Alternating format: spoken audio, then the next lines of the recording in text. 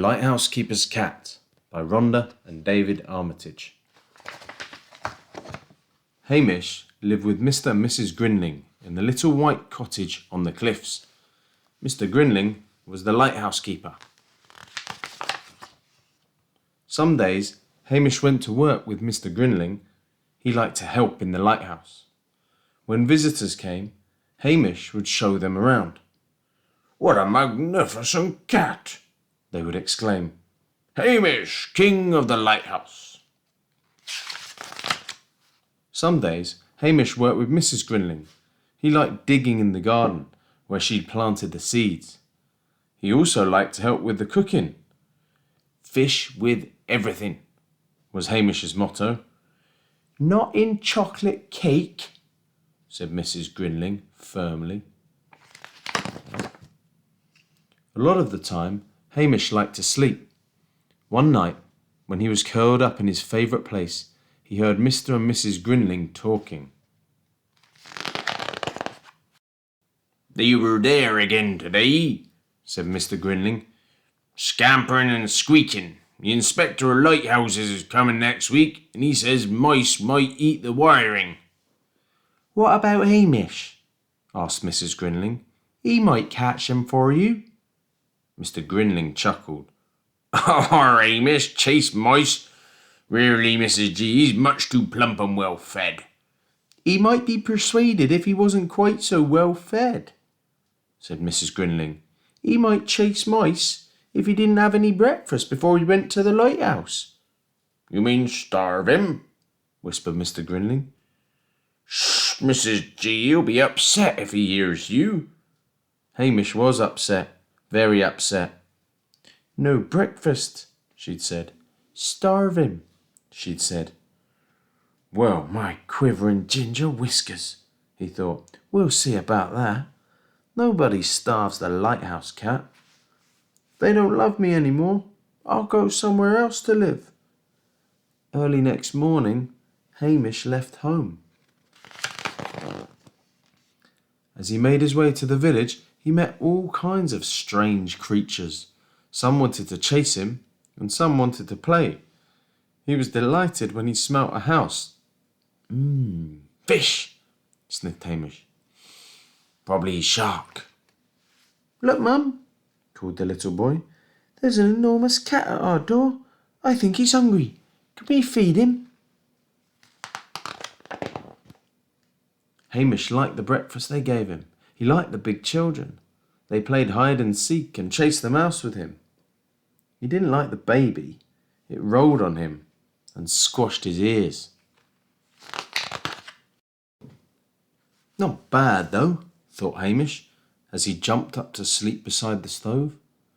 "I like this house. I think I'll stay." "What's this?" exclaimed the mother. "A cat who jumps on benches, a scavenging cat? Not in this house. Scat, cat," she said. "Out you go." And she shut the door behind him. "Well, my quivering ginger whiskers," thought Hamish. "We'll see about that. Nobody shouts at this lighthouse cat." And he stalked off down the road. A tabby kitten dropped on him from a tree. "Play with me, and you can share my dinner." Hamish liked the dinner so much that he forgot to share. The kitten swung on his tail. "Play with me, and you can sleep in my bed." Hamish slept in the bed, but he was so large there was no room for the kitten. "Who's your ginger friend?" asked the old man. The kitten hissed at Hamish. He wasn't a friend. He didn't share. But Hamish wanted to stay. He liked the dinner and he liked the bed. "I'll show them how clever I am," he thought. "I'll make them look at me." But the old man and the kitten took no notice. They snored and purred together. "Well, my quivering ginger whiskers," Hamish glared. "We'll see about that. Nobody ignores the lighthouse cat." But he didn't stay grumpy for long.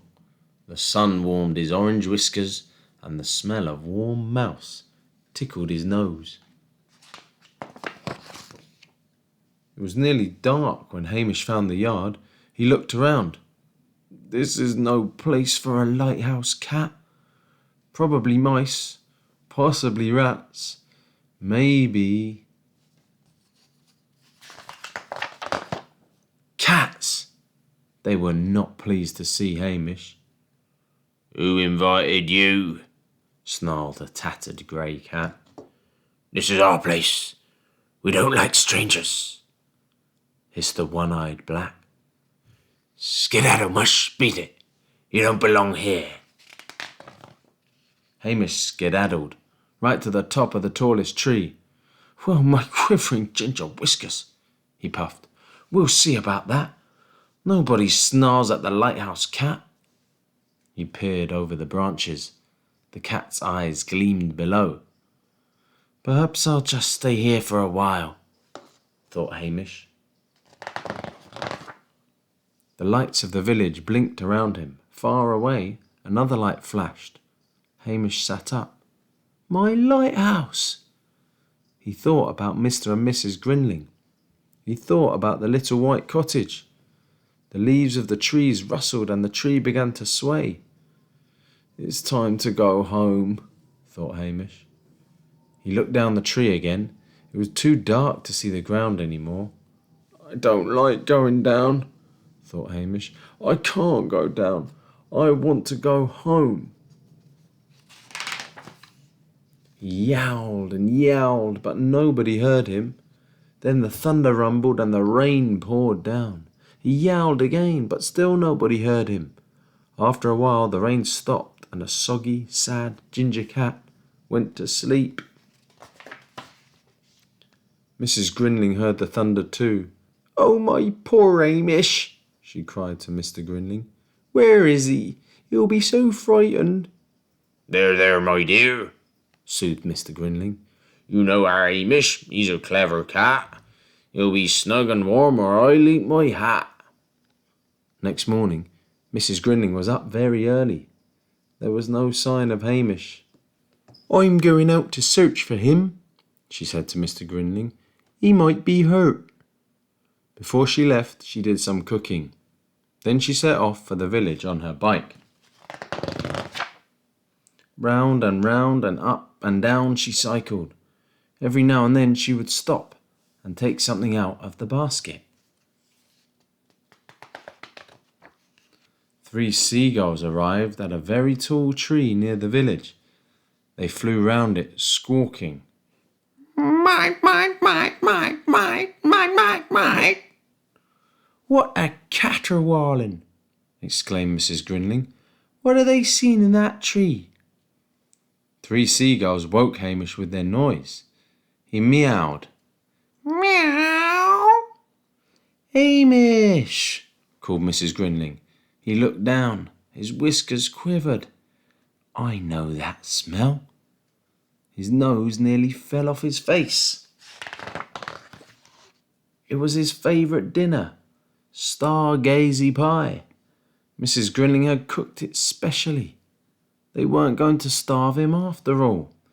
He meowed and meowed. "You foolish cat," said Mrs. Grinling fondly. "I'll come up and get you." She put the stargazy pie in the basket and climbed to the top of the tree. Hamish was so excited that he fell onto the pie. Mrs. Grinling lowered the basket to the ground. Mr. Grinling was delighted to see Hamish home again.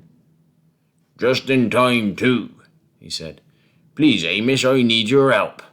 If Mrs. Grinling cooks you another stargazy pie, could you persuade the mice to find a new home?" Hamish meowed. Meow. Next morning, Hamish and Mr. Grinling rowed out to the lighthouse. While Mr. Grinling worked, Hamish visited the mice. When the inspector of lighthouses visited, there were no mice scampering or squeaking. Mr. Grinling was very happy. He patted Hamish fondly. A great mouse chaser, he said. The mice were happy. They nibbled some crumbs and tried not to squeak. Hamish was very happy. He stretched out beside the stove. Well, my quivering ginger whiskers, he thought. He's right about that.